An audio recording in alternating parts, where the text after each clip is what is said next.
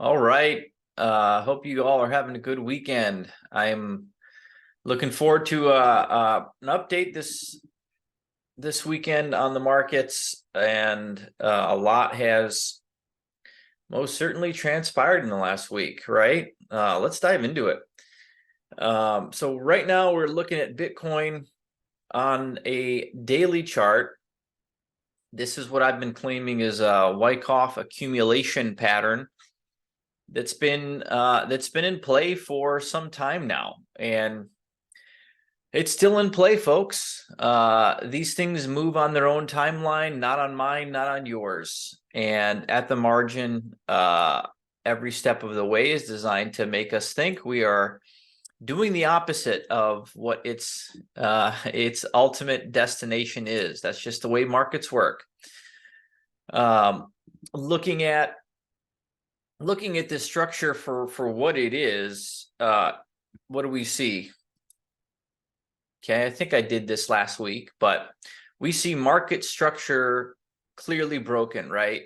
We've got, this is this is the market structure that needed to be broken. Okay, that structure right there. And it was with a series of higher highs and higher lows. Now, what I like to look at is specifically how and where these higher lows develop, right? And so in the context of the clear, I mean, we're going back to July.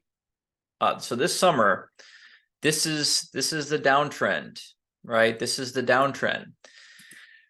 And so if we look at this objectively, what do we have? We've got a breakout of this downtrend and we have a retest, okay?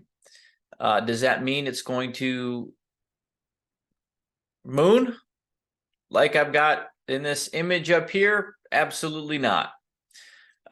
In fact, given the news we got on Friday that the SEC was not going to appeal the grayscale decision, the ruling that went against them, if you were to ask me, prior to this candle here, what I expected that to do to the price, I would tell you more than what it did. I mean, if I'm just being honest, right? I mean, this is technically, zooming in. I got a couple requests. Thanks for answering to my question last week on whether or not you can kind of see these charts. I know you're kind of looking on your phone sometimes or iPads, whatever. So I'm going to make more of an effort to zoom in so you can kind of see what I'm talking about. These are the short term, and this is a daily chart. These are the short term EMAs, right? And when these EMAs get violated, it typically, not every time, but typically, they act as resistance, right? If we can kind of take a look, they were violated here, and we had, 1, 2 days kind of bump it up against it, a third day at attempt, and then a big price movement is needed to kind of get back through them, or you typically see that, right? Kind of the same thing that was going on here, right? We had just a period of time where they're just kind of stuck under the EMAs, and then you see a nice engulfing candle, and then the price action reverses. Well, we're now what, 1, 2, 3 days underneath, and on that news, the highest we could get was to the EMA, and it rejected, right? No surprise there on the daily time frame. And so actually that was yesterday, excuse me, 27,133, couldn't get through this region. And so I've got to be a little skeptical of what's going to come next here, right? I've got to be open to, just because we've got a retest, and just because I've been looking at this entire region as a sign of strength region, right? And this region is the backing up to the last point of support, which is this region here. And so, what structurally, how does this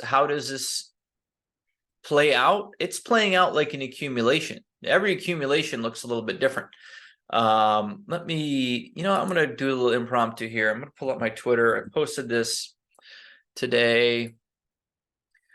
Let's see, home, profile. Every accumulation pattern looks a little bit different. And here we go. Okay.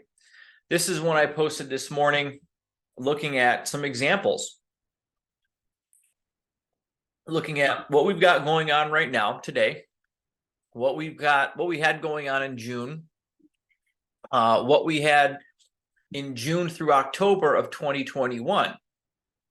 These are all just variations of, in my opinion, accumulation events, right? Where the spring here in June was towards the end, a lot closer to the image up here. Right now, we had our spring kind of closer, if it is a spring. And again, these things aren't known until you're through expansion. In June, we kind of had that sweep at the midpoint in July, and then the market reversed, right? And here you had an LPS type structure. You didn't have much of a backup. I'm pointing at June 2023, and this thing just expanded and went on from here, doubled in price within a month and a half. Or excuse me, that's June of 2021. It doubled in price off of this retest, this backup LPS, SOS region, and it doubled in price. Here, it just kind of went, right? You had an LPS, and it just went. And it went. You didn't get too much of a consolidation after that. And so I just bring that up to illustrate how these things do look different. In June, you did have a retest. See that? You broke the downtrend, and I'm pointing at June 2021. You had a retest, and then it went, but then it came back and retested again, like a bump and run, like a classic bump and run, right? Lead in phase, bump, and then back up, reclaim, and you think you're good, and then you get one more, and then it goes. So, yeah, so I feel like that's kind of appropriate to share, given again, kind of the state of where we are. So, with that being said, what am I looking at? What am I looking at on the lower time frame in terms of possibilities on the structure? Because I like playing that game, and I'm sure you do too, right? Well, we're zooming into the 4 hour. Now, what I do like about this 4 hour structure, I don't like that daily structure and the resistance that we have with those EMAs. But the 4 hour is telling a little bit different of a story, right? The 4 hour, you can kind of see, has broken market structure here, a little basing structure, and now is kind of reclaiming these EMAs and attempting to potentially recover them and go. So again, that's a possibility as well. The two ways I'm looking at this price action would be that this is a reclaim. And then this thing's got to go. I mean, at this point, for this to be a backup LPS, it just has to go. If that's what this is the last stage prior to expansion, in my opinion. If it's not, then we could get a sweep of these lows, right? A retest again of that trend line, and then I'd be looking for quick reclaims and then gone.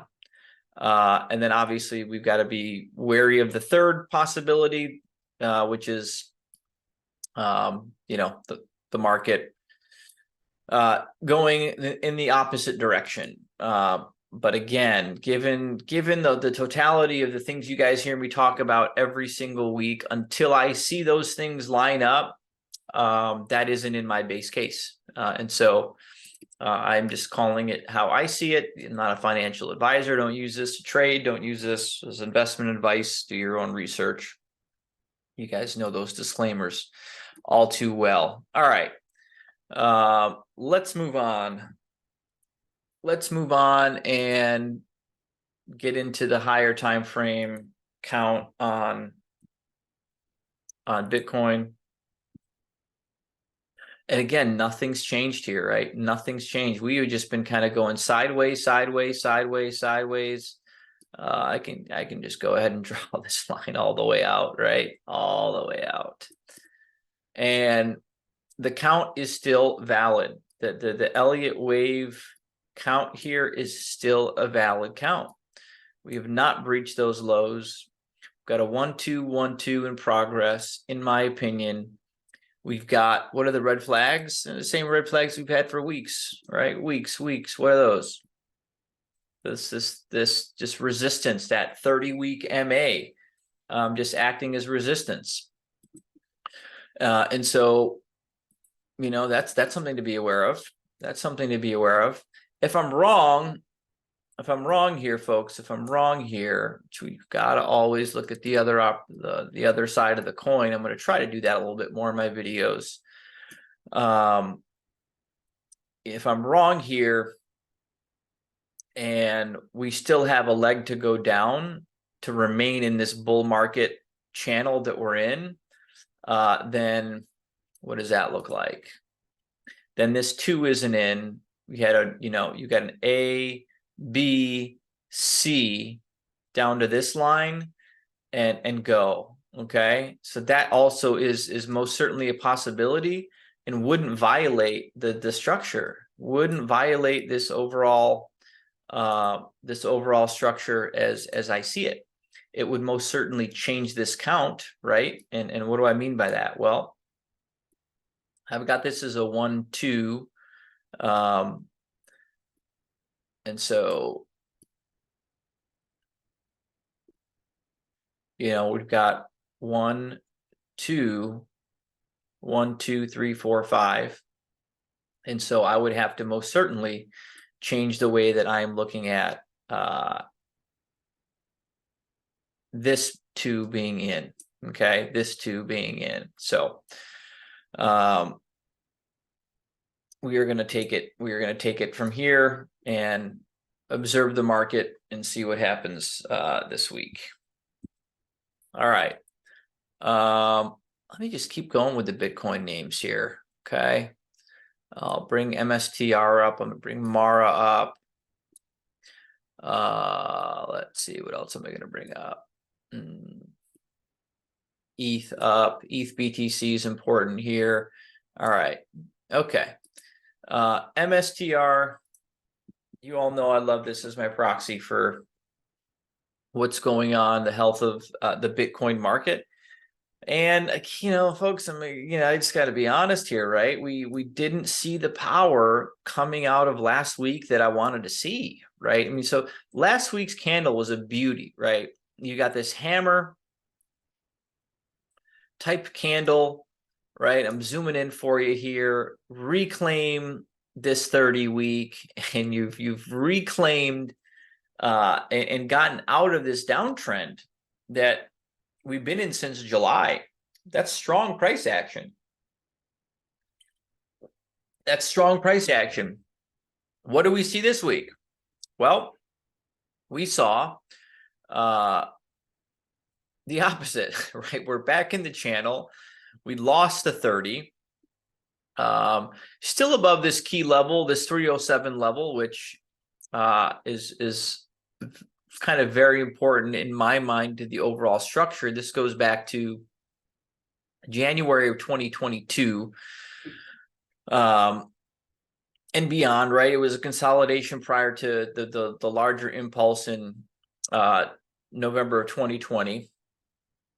But again, why this level is important to me is because most of this accumulation price action happened under it, okay? And the market broke out of it and is experiencing a retest of price action that goes back June, let's see, a year and 3 months, okay? A year and 3 months. So yeah, do I not like seeing, you know, the intricacies of what's going on here in the week to week? No, I don't like that, right? I wanted to see a nice, very decisive move up this week in confirming expansion. We didn't get it, but I still maintain nothing has changed in my long-term, short-term, medium-term outlook. And we are still well above this consolidation basing structure that we've been in, and losing in the context of this MA is curling up. Okay, it was curling down here, and I pointed this out last week. We got some fake outs. Prevailing trend was down, and that's the way it went. We got a fake out here, and I think we're experiencing another little fake out here. We're gonna see, folks. Okay, MicroStrategy. Next, on to Mara, and Mara is just my proxy for the miners, folks. All these structures to me are looking very similar. Riot looks great, and when I say great, doesn't mean it's going, we're starting this expansion tomorrow or Monday. What great to me means in the miners I've been accumulating, I've started accumulating in this region here. Okay, that region in here, this corrective wave, and I'm not trying to time the market. I'm trying to position myself such that I'm able to participate in what I believe is this section of the market, this impulse. That's what I want to participate in. And I'm not good enough to be able to say, to go, you're not going to find or hear me saying I'm going to, be your bottom ticker or get every move right.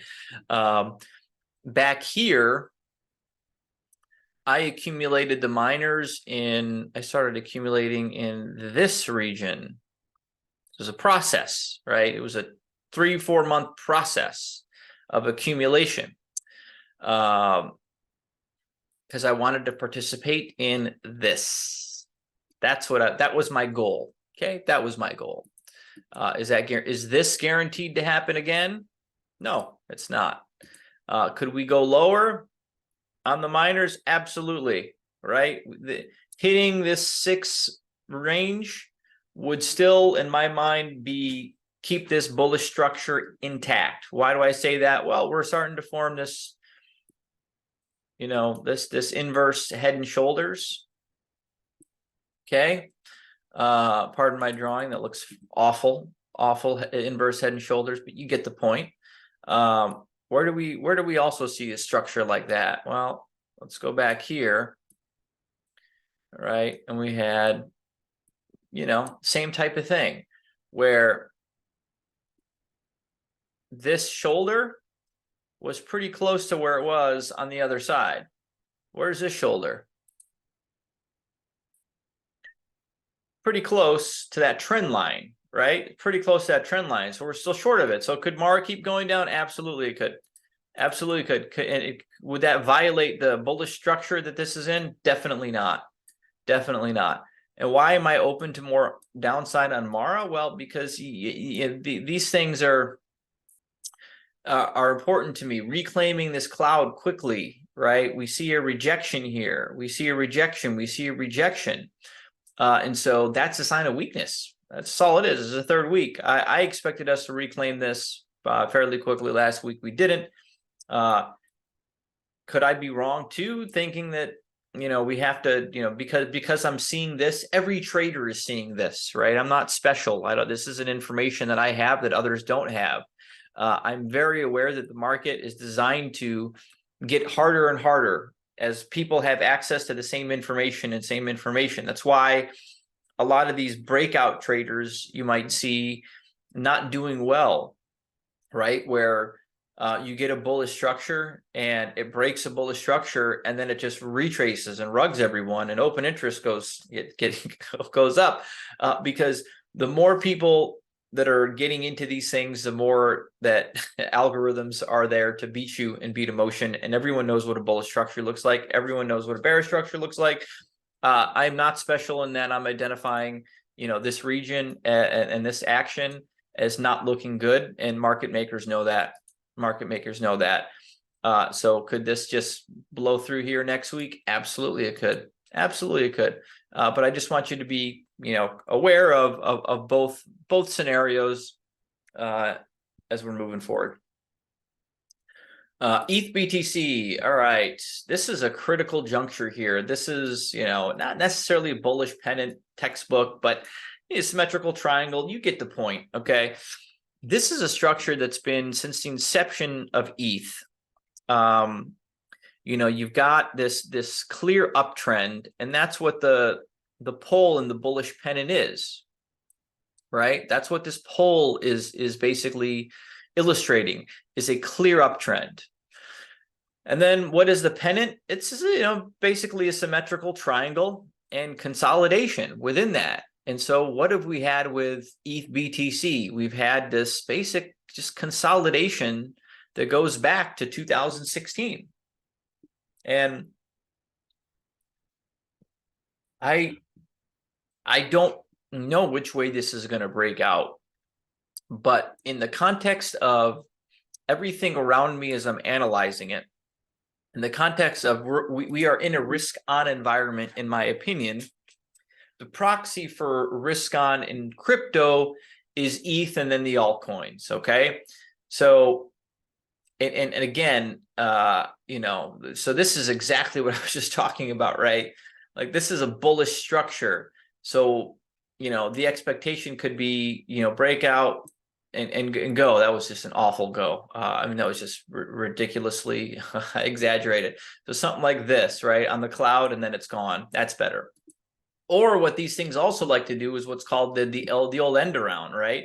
Where everyone's just like, oh, it's over, it broke, and then it just kind of comes back, and that would be an end around type structure, which you see in symmetrical triangles all the time. And that's just the algos outsmarting the breakout traders, outsmarting everyone, thinking that something is bullish, and the first reaction not being that, and getting people out that are pure technical traders. That's what that price action is designed to do, to get out of the market the weakest of the hands, the technical traders, not someone that holds ETH because they believe in ETH long term. They don't care about what's going on here, right?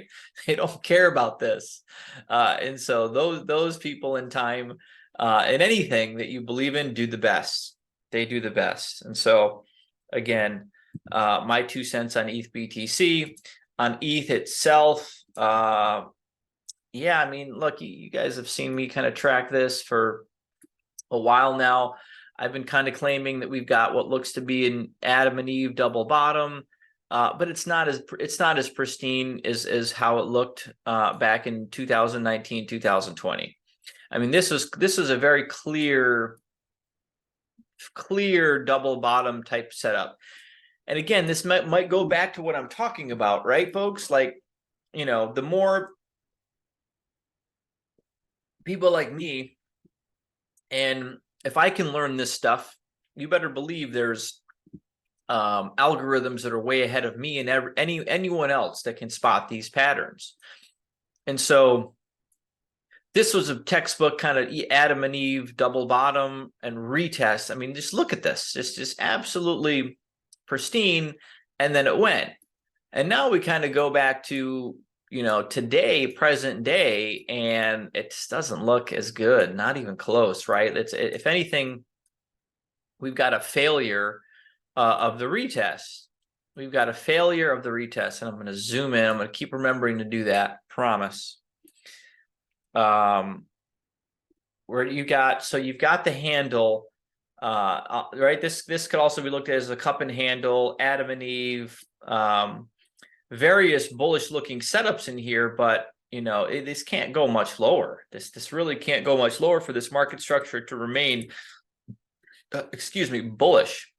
And let's just see what we've got going on here.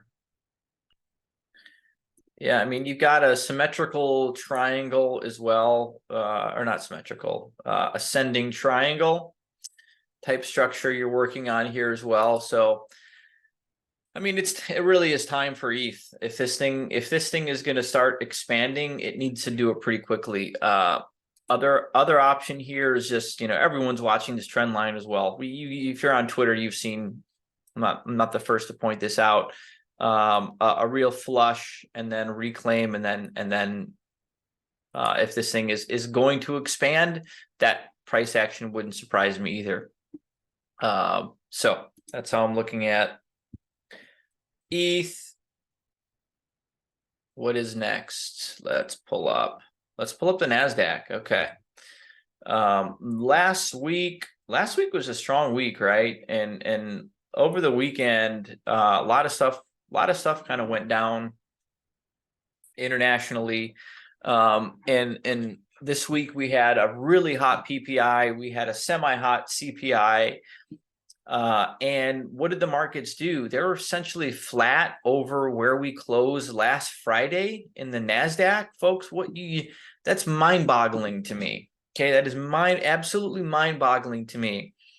Where you've had now, mind you, if this was back in this downtrend, if the market still had downtrend in terms of its continued destination, like we saw last year, any one of those events could have very easily dropped the Nasdaq 2, 3, 4% in a day.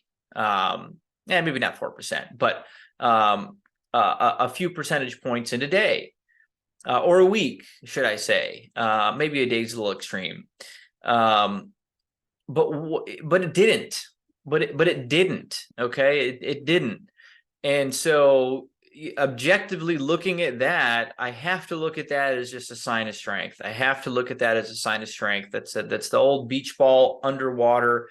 There's too much capital passively being invested in these indices, and people that are worried about what I've just talked about, that are either already sidelined going into an event, or sidelined, or minimally exposed, or short, right? Short. I think last week the CTAs were more short than they've been in the last 20 years. And so the market is going to expose those inefficiencies, in my opinion. And so I've got the 30-week up here. Again, it is clearly sloping up, right? This is just a really beautiful, healthy looking chart, in my opinion. We're over this August pivot point. Remember this August pivot point I keep coming back to, of 2022, where, you know, we were at a critical juncture in a downtrend, reclaimed the 30-week, couldn't break the downtrend, and the market kept going lower. And so what's going to happen next week?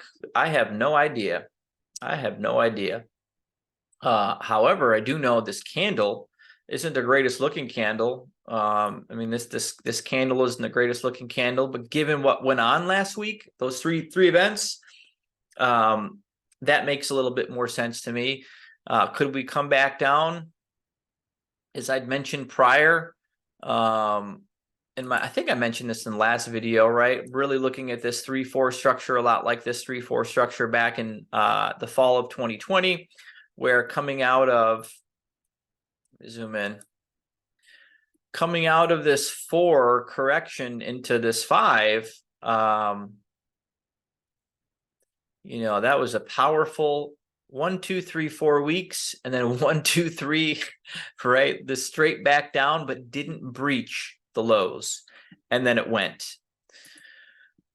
So I referenced that price action only to bring your attention to what, you know, how this could transpire in the coming weeks. Sure, we could get another, you know, I mean, it could even come down here and make the bottom of this channel here and violently reverse. Anything is absolutely in the cards here. So we'll wait to see. But again, long term, short, medium, long term, my projection is still a new all-time high before the end of the year. Okay, the path there, we're going to have to wait to see how that's going to unfold. But this structure to me is still very, very bullish. Let's look at SPY. Okay, I've got the weekly up on SPY, and SPY is just kind of doing the same thing, right? Same thing. We've got this 30-week, right? 2 attempts to lose it, and it was just bought up. We closed higher than we did on Friday, for the previous Friday. So the video I did last Sunday, referencing Two things that we didn't know were coming. We did know that the Middle East conflict had begun. We did not know PPI was going to come in much hotter, and we did know CPI was going to come in hotter. What happened? The market closed, let's see, 429.55. Market closed 2 points higher. Okay, 2 points higher this week. That's all I'm going to say about that. That's all I'm going to say about that. And the rest we are going to have to watch unfold. Again, the path isn't it is in question. The destination, in my mind, the highest probability remains that this A, B, C correction is complete. And if you really want to kind of dive into, sub waves of these minor waves, one could even say, oh, let's find it here. One could even say you got a 1, 2 could even come back down somewhere here. And, and that's what's going to make our minor wave 1. Okay. So that's how I'm viewing the markets here. Again, I'm still looking for all-time highs in the markets prior to the end of the year. Yeah, that's just how I'm seeing this. What's next? The dollar. The dollar. Got a weekly chart up on the dollar, and last week we noted a really beautiful gravestone doji, right? Let me zoom in on that beauty for us, and then we can revel and discuss in terms of what it did this week, but also not get ahead of ourselves, okay? Not get ahead of ourselves for 2 reasons. The confirmation on a gravestone doji, I want to see what happens 2 weeks after, right? 1 week after a candle like this, you can get corrective kind of snapbacks, and what do I mean by that? Let's just go to the daily. Okay, let's just look at the daily, and what we saw with the bond auction and PPI and CPI, the counter trend moves, you'll always get them. But if I'm looking at this uptrend, and then the uptrend was broken, and we're getting kind of a retest on the underside of this uptrend. If this trend changes to me with closes back above this trend line, then this is a fake out, and this deviation was wrong. Then I was wrong about that deviation. But until that happens, then we're still faced with this is a lower high, right? This is a lower high. And so, right, what does that mean? That means in a downtrend, might not be the best looking downtrend. Let's see. Okay. In a downtrend, right, you could get, right? Okay, you get what I'm saying here. Okay. So we'll just observe that. We'll continue to observe that, see how that transpires next week. But again, hoping that's just a deviation. The yields cooperated. That's for sure. But we don't know. I mean, this isn't confirmation of anything, right? This is a 10-year yield. This is a type of ascending triangle, which typically are bullish structures. They're bullish structures. It broke out bullish. Now we've got this bearish divergence, right? Higher high in price, lower high in RSI. Power behind the move, momentum behind the move is weaker and weaker and weaker as it gets higher and higher and higher, right? So analogy, you need 5 people to get the ball into the end zone behind the running back here. And now there's just one guy left, pushing the running back into the end zone here. And then, that one guy falls off, and what are you left with? That's the best analogy. But this, again, not a strong conviction here, right? Not a strong conviction. This can most certainly just be a retest of the structure and go. That's most certainly could be that. What I want to see to really confirm this is a trend change is this is what I want to see. We could get something like this, and then I want to see a breakdown, and I want to see a back test. That's what I want to see. That would indicate trend change to me. So far, can't call this a trend change.